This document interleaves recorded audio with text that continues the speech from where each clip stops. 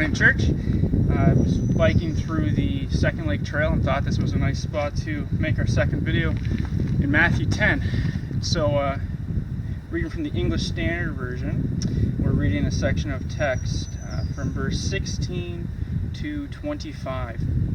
And it reads, "Behold, I am sending you out as sheep in the midst of wolves. So be as wise as serpents. Be as wise as serpents and as innocent as doves.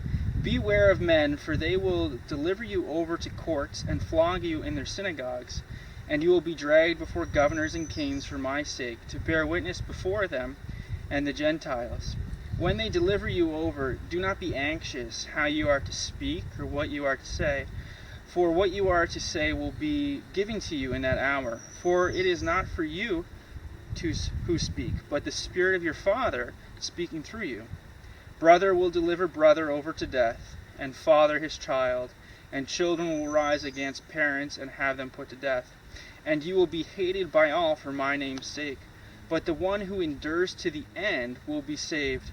And when they persecute you in one town, flee to the next. For truly I say to you, you will not have gone through all the towns of Israel before the Son of Man comes. A disciple is not above his teacher, nor a servant above his master. It is enough for the disciple to be like his teacher, and for the servant like his master. If they have called the master the house of Beelzebul, how much more will they malign those of his household?" So that's our text for today, and it covers a broad range of things, and so we'll look at them a little bit. It starts off with this idea of a lack of aggression within the Christian community, that we are sheep among wolves. That really paints a picture there. And then it also fits into the idea of the persecution that we'll face. And so we are to operate not in a sense of aggression, but in wisdom. It says that we need to be, cunning like a snake, but as gentle as doves. And so there's a thought there that we're not to retaliate, but we need to be wise in how we operate and in what we do. There's the notes on persecution, that persecution will come. And it did, and it does.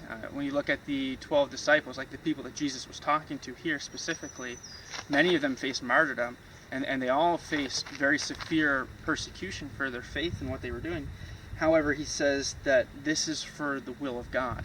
So, for example, a Christian gets arrested and is brought before someone of the law, and in that he's able to give a testimony of the greatness of God. And the work of God carries on. In Romans, it says that all things work together for good for those who follow Christ. And once again, we have to remember this is not the measure of the world, how they measure good, but it's in God's goodness, that His kingdom and His will would be furthered through our suffering. And it says that that in those times that we don't need to be fearful, but rather we can recognize that God will talk through us, that God will give us the words to say. This points back even to Moses when he was in the cave, and he's in this front of this burning bush that God is speaking through, and God says, "I'm going to send you, and you're going to do this," and he responds with, "I don't know what to say. I'm not a good speaker." And God says, "Who made your tongue? I'll give you the words to say." And we see that throughout the Bible. We see that at the day of Pentecost. We see that the stoning of Stephen. We see it throughout the book of Acts. That this was something that happened often, something I've experienced myself. God gives us the words to say in a time when we don't know what to say, and He speaks through us. Then he talks about the cost of faith. Children will hand over their parents, parents will hand over their children, brothers will turn on each other. And this is very real, especially in other parts of the world where people join Christianity and it might cost them their life. And we need to count the cost and realize that not everyone's going to like us. Not everyone's going to be a fan of the way that we live and how we are and the things that we value, because it's counter the ways of the world. So those of the world obviously are not going to agree with the ways of Christ. We are to endure through these troubled times and stick close to God and His ways. And we are to be Christ-like. So it's said that a servant is not above his master. So we are not greater than Christ, obviously, but that it's good enough for us to be like Him. And so we're to be like Christ.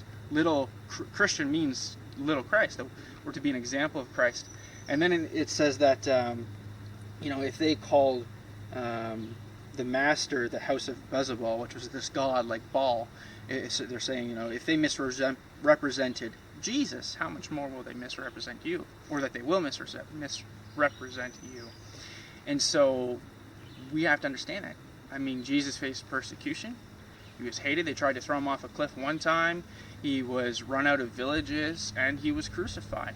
Likewise, we are not going to be loved by everyone, and that's okay. We're loved by God. That's of more value than the love of the whole world.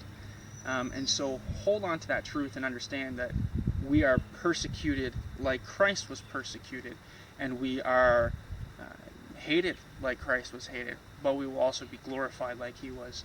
We can stand in that truth. That is Matthew 10, verses 16 to 25.